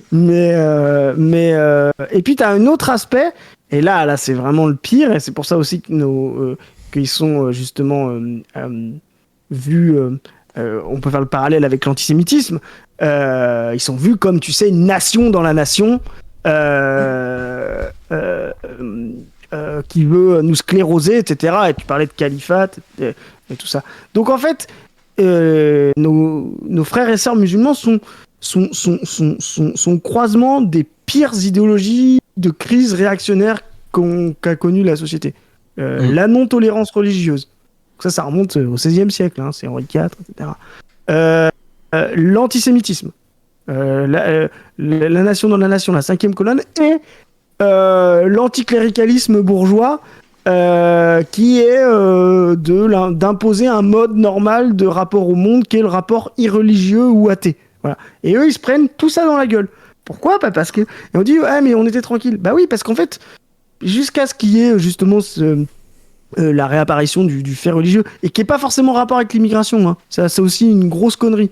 Parce que finalement, leurs parents ou leurs grands-parents étaient moins pratiquants qu'eux. Genre, il faut se poser des questions, pourquoi des gens de notre génération, 30 ans, 20 ans, etc., reviennent aux religieux maintenant, alors que leurs parents étaient moins religieux. Il y en a beaucoup. C'est à cause de la gauche. C'est la gauche qui a trahi et qui a réislamisé la racaille du lumpen.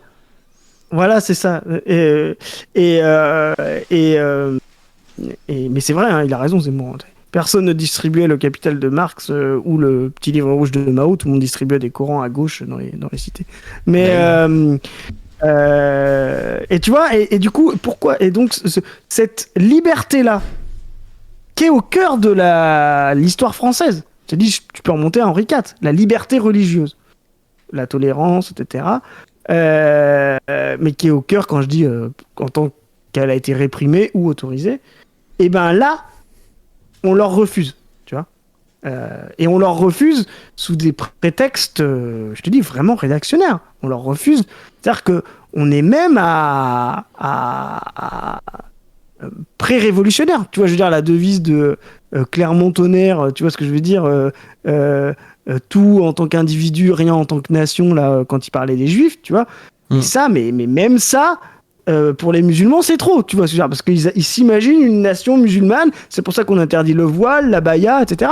Je veux dire, les jeunes filles musulmanes, aujourd'hui, dans notre pays, ne sont pas considérées comme des gens de 15 ou 16 ans, ne sont pas considérés comme des gens de conscience.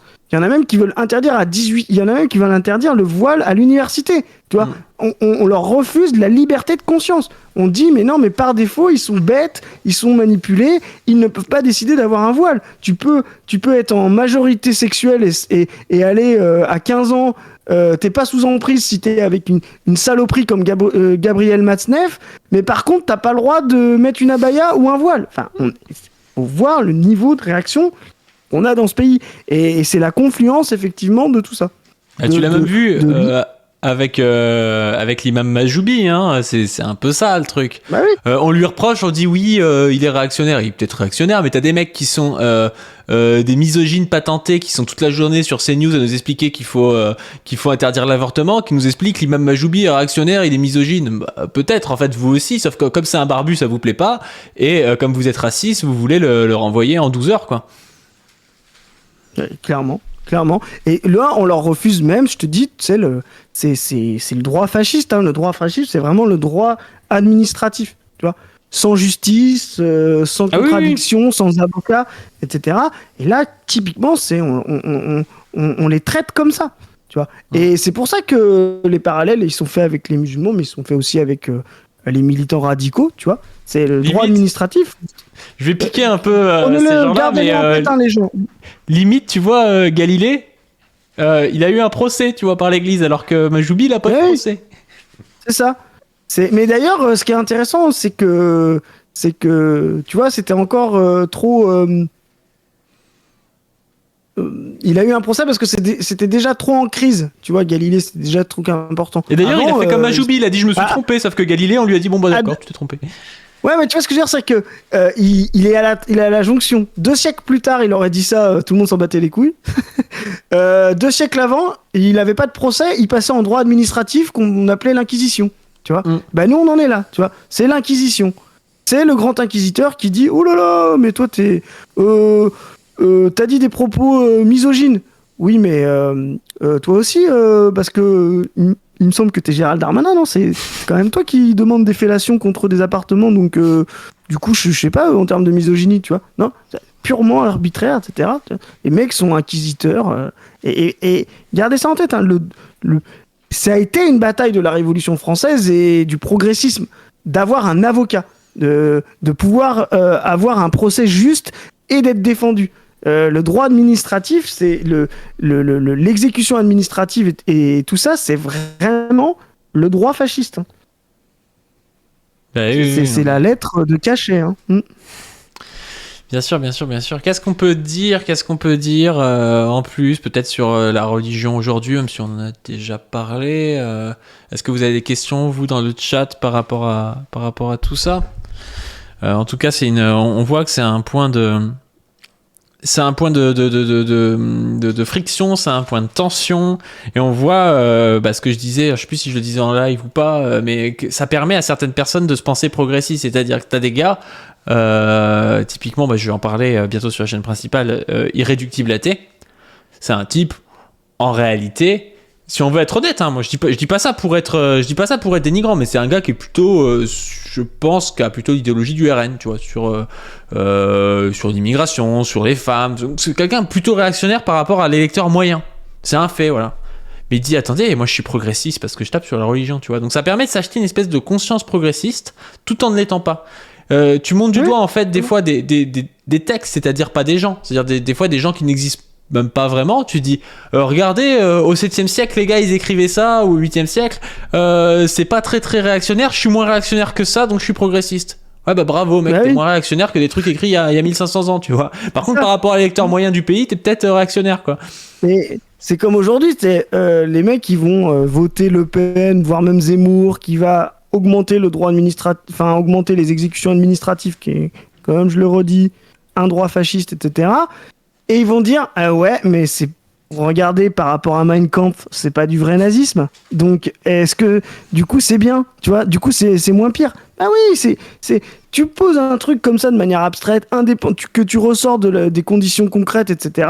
Bah oui, forcément, tu peux te donner toutes les possibilités après. C'est ça l'idéalisme. C'est justement d'aller chercher des choses indépendamment de leur contexte matériel, tu vois.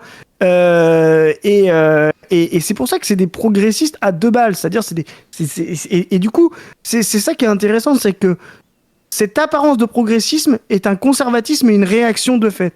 Nous, marxistes, c'est ça qu'on va chercher. Qu'est-ce que c'est d'être on croit au progressisme, mais on croit à la possibilité progressiste tout le temps, partout et à tout moment. Mais elle a des manifestations concrètes. Il suffit pas de se revendiquer du progressisme. C'est pour ça qu'on avait eu l'autre débat avec Wissam, une fois, qui disait non mais progressiste, comme ça a été utilisé de manière matériellement conservatrice, alors le progressisme n'existe pas et c'est pas possible. Ben non, le progressisme est une possibilité concrète, il faut l'exprimer concrètement. Et c'est la tâche des marxistes que ça, de dire voilà. Et être progressiste aujourd'hui, c'est se battre contre la baya, c'est se battre pour que des gens puissent avoir la liberté de conscience, la liberté religieuse, qu'on vienne pas faire la police du vêtement, etc. Ça, c'est le progressisme concret. Et il faut qu'on se batte et pour cette qualification et pour cette concrétisation. Voilà. Et justement, on doit dénoncer les progressistes de façade qui sont des conservateurs concrètement. Mais le pire, c'est qu'il y en a qui ont bon fond, entre guillemets. Ils sont peut-être tous bon fond, mais il y en a qui y croient vraiment. Moi, j'ai parlé avec un gars hier. Il est persuadé d'être progressiste parce qu'il dit l'islam est réactionnaire. Alors, il a raison sur certains points. Il y a des musulmans qui sont réactionnaires. Oui, ça existe. Et il y a des musulmans qui utilisent les textes islamiques pour être misogynes, pour être, je ne sais quoi, antisémite, homophobe, tout ce que tu veux. Oui, c'est vrai. C'est vrai. Le mec me dit ça, et le gars me dit oui, moi les musulmans qui sont pro-charia, je suis pour les remigrer. Bon, déjà il me dit ça une première fois, je lui dis bah, où est-ce que tu remigres des musulmans qui sont français en musulmanie? Après il me dit ah d'accord, ouais, donc les musulmans étrangers qui sont pro-charia, je suis pour les remigrer et les autres les mettent en tôle. Donc après je lui dis mais tu sais qu'il y a genre plus de 50% des musulmans qui considèrent que la charia c'est au-dessus des lois de la République. Un peu comme, je sais pas, si tu demandes à un chrétien, est-ce que tu considères que la parole de Jésus est au-dessus des lois de la République, il va te dire oui, en fait. Si tu considères un communiste, est-ce que tu considères que le communisme est au-dessus de la République, bah il va te dire oui aussi, tu vois. Et donc le gars me dit, ah ouais, bah ça pose problème et tout. Donc le mec, il serait prêt à foutre, je sais pas, des centaines de milliers de musulmans en tôle et des centaines de milliers de musulmans de les remigrer, et il considère qu'il est progressiste parce que il a vu que des musulmans utilisaient le Coran pour être homophobes, quoi. Le gars ne se dit pas qu'il a une dissonance cognitive géante, hein. C'est ouf quand même comme truc. Ouais. Il y a rien à dire, mais je trouve ça dingue. Et en plus de ça, ce qu'ils comprennent pas, c'est que nous, on est pour la liberté de conscience dans les deux conditions. C'est-à-dire qu'évidemment, qu'un type qui est apostat et qui va se faire menacer de mort, on le soutient. Mais une meuf qui se voile et qui se fait menacer d'expulsion ou qui se fait virer de son école, on la soutient aussi, en fait. Parce que t'es censé pouvoir aller à l'université avec ton voile, t'es pas censé te faire prendre en photo par Damien Rieu, affiché devant 2 millions de personnes et avoir un coup de fil du directeur du truc, tu vois. Et puis il n'y a pas de double discours, moi j'assume, je suis un militant marxiste communiste et donc laïque. Pour moi, les autorités religieuses, elles font autorité que dans le cadre de la foi personnelle des gens. Voilà, donc je veux pas de curés dans les écoles, je veux pas de curés dans les administrations ou d'imams ou de rabbins, tu vois. Voilà, je veux pas c'est la séparation du champ politique et du champ religieux. C'est pas la séparation du religieux et du politique, c'est pas la même chose, c'est la séparation des autorités religieuses et des autorités politiques. L'autre fois, j'ai vu sur Twitter quelqu'un qui disait qui prenait en disant non, c'est la séparation du religieux du politique, cet imam, il a pas le droit de parler des nations ou il a pas le droit de parler de politique en tant qu'imam, et qui citait un truc du style il est interdit de tenir une réunion politique dans un lieu de culte. Bon, déjà, ça te montre la capacité de compréhension des textes. Et les mecs qui veulent nous expliquer des textes qui ont été interprétés depuis 2000 ans, mais tu leur donnes un article de loi, ils ont du mal. Bon, déjà, ça te donne une idée de leur capacité cognitive et intellectuelle. En fait, ce que ça veut dire, ce truc, c'est de se dire, si t'es militant politique et que t'es dans une campagne, quand tu dois faire campagne, tu peux faire campagne dans un stade, tu peux faire campagne dans la rue si tu as une autorisation, tu peux faire campagne dans une salle municipale, tu n'as pas le droit de faire campagne dans une église ou dans une synagogue ou dans une mosquée. Ça ne veut pas dire qu'un imam n'a pas le droit de parler de politique ou un curé n'a pas le droit de parler de politique. Ils ont le droit de parler de tout parce qu'en plus d'être curé ou imam, ils sont citoyens. Donc ils font. Puis un curé, quand tu vas à la messe, il parle toujours un peu de politique. Enfin, quand il te parle des pauvres, il te parle des guerres et tout, c'est politique. C'est comme si on disait alors vous êtes militant marxiste laïque, hein, vous êtes athée, donc vous n'avez pas le droit de parler de religion. Voilà. Donc nous, tu vois ce qu'on vient de faire pendant 2 heures, comme on est athée, on n'a pas le droit de parler de religion. Mais ça n'a aucun sens. Ça n'a aucun sens matériel concret. Ben oui, évidemment. En plus de ça, je trouve que l'image qu'on peut faire après des religions, notamment de l'islam, est vachement biaisée par tout le tintouin médiatique qu'on a, où tous les mots islamiques deviennent des gros mots. Et si tu veux, par exemple, ce gars-là, il est censé être un militant anti-islam. Donc tu as l'impression qu'il a une culture un peu de ce que c'est. Et il a pas compris, genre je sais pas, que quand on parle de charia, ça veut tout et rien dire, tu vois. C'est pas, y a encore une fois, il y a des interprétations du truc. C'est pas quelqu'un qui te dit je veux que la charia soit au-dessus. Enfin, je pense que la charia est au-dessus des lois de la République. Ça veut pas, il est pas en train de te dire je considère que je vais militer pour que demain il y ait possibilité d'avoir des mains coupées en France ou je sais pas quoi, tu vois. Mais dans sa tête à lui, c'est ça. Et c'était pareil avec Majoubi. Il disait oui, il est pour le djihad, mais le djihad ça veut tout et rien dire. Ça peut être un combat spirituel, ça peut être un combat, un combat physique. Enfin, tu vois, il y a eu toute une propagande d'extrême droite. Il y a autant de manières de. Voilà, qui fait que tout le lexique musulman, il est miné en fait. Il est totalement miné ce lexique. Et puis c'est pas ça, en plus, c'est que justement, c'est ce qu'on disait tout à l'heure sur le progressisme et le conservatisme. Tout ça, ça doit regarder ce que c'est les manifestations concrètes. Effectivement, quand t'as une population musulmane dans un pays qui est plutôt bien intégré, ou de mieux en mieux intégré, tu vois, comme la population musulmane française qui, malgré tout, malgré ce qu'on l'empêche, etc., fait des études, et c'est ça qui emmerde les Zemmour, etc. C'est parce qu'en fait, ils se retrouvent, il y a 30 ans ou 40 ans, il y avait que des chroniqueurs blancs, laïcs, qui adoraient les immigrés, justement parce qu'ils les fréquentaient pas. Maintenant, c'est des gens qui viennent sur les plateaux télé dire qu'ils ont le droit de porter la baya, tu vois. Ça les énerve, tu vois. Donc, ils viennent leur disputer leurs privilèges, tu vois. N'oubliez pas, hein, la réaction violente, etc., c'est parce que, comme avec les femmes, le combat des femmes, etc., c'est parce qu'on vient leur disputer les privilèges. Ils aiment bien être féministes ou pro-immigrés, etc., quand ils sont entre eux, sur les plateaux de télé, entre blancs, etc. Qu'est-ce que je disais ? Oui, donc, une population qui s'intègre, etc., elle a aucune manière, elle a aucun intérêt concret, matériel, à utiliser le mot djihad dans sa manifestation d'opposition guerrière frontale, tu vois. Donc elle va incarner une forme de djihad, comme tu as dit, spirituelle, d'autodéfense, etc. Voilà. Un État comme l'État islamique qui essaye de conquérir des territoires face aux reliquats de l'Irak bassiste en décrépitude après l'invasion américaine, lui, il va convoquer justement le même mot, mais avec un sens concret, avec une incarnation concrète différente. Pourquoi ? Parce que c'est, comme on l'a dit tout à l'heure, ce sera une idéologie adéquate à son rapport quotidien à la réalité, c'est-à-dire de faire la guerre et de conquérir des places fortes, tu vois.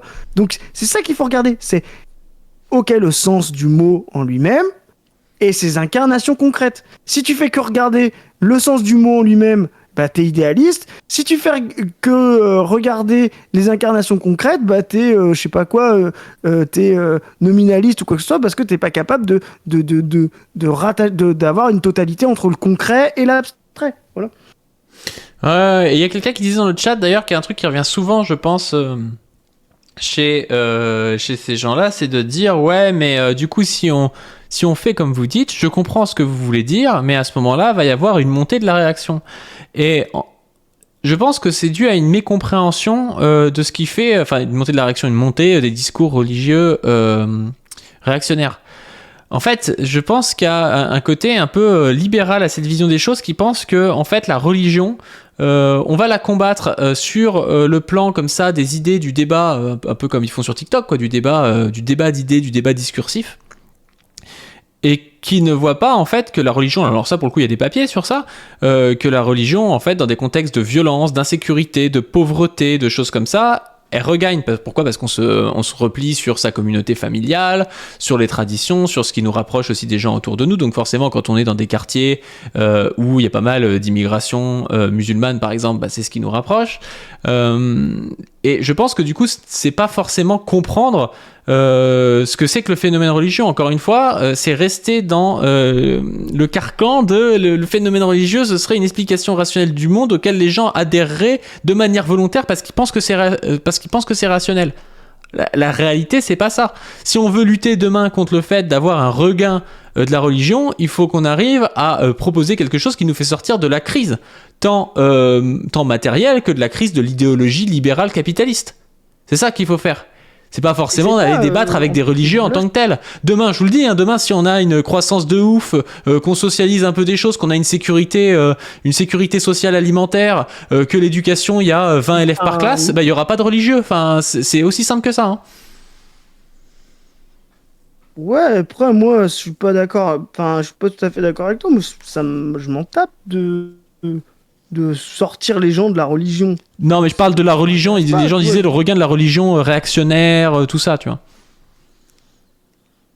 Ouais, le regain d'une forme religieuse qui vient s'opposer justement à des lois comment. Ouais, tu veux dire le regain d'une l'idée, si tu veux. L'idée, c'est si on leur laisse trop de liberté en réactionnaire.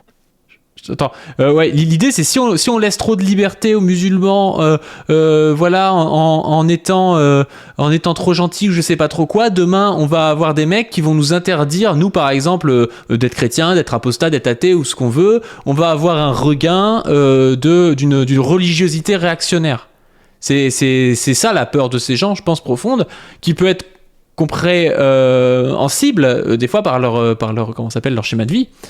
Par exemple par la décennie noire en Algérie, par exemple aussi par un rapport avec sa famille qui peut être conflictuel. Et moi ce que je dis c'est que le regain de je sais pas, de prêcheurs réactionnaires vient aussi, et de ces discours-là vient aussi d'un isolement social, de l'impossibilité d'avoir un développement concret. Donc on va avoir un développement spirituel parce que il y a que ça qui nous reste, enfin spirituel sur le plan religieux parce qu'on n'a pas de développement matériel concret possible, parce que l'éducation est devenue de la merde, parce que plein de choses en fait.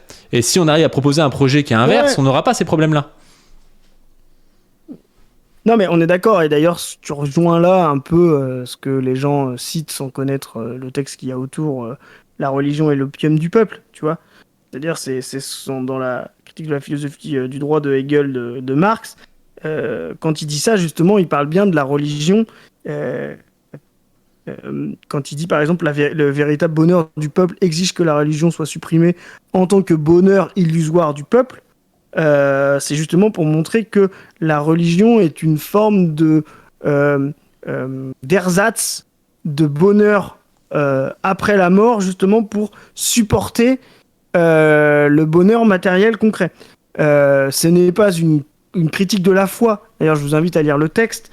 C'est une critique de la religion telle qu'elle s'exprime à l'époque de Marx, c'est-à-dire ce qu'on a dit plus haut, ce qu'on a dit avant, une critique, comme tu viens de le faire, pas dû, et on est raccord là-dessus, une critique de justement l'autorité religieuse dans la cité, justement pour contraindre les êtres et leur faire accepter justement la crise ou le non-bonheur concret et réel. Mais là-dessus, oui, les marxistes, on est complètement d'accord sur cette logique-là, mais c'est pas une critique que ce que tu disais tout à l'heure de faire supprimer. Alors,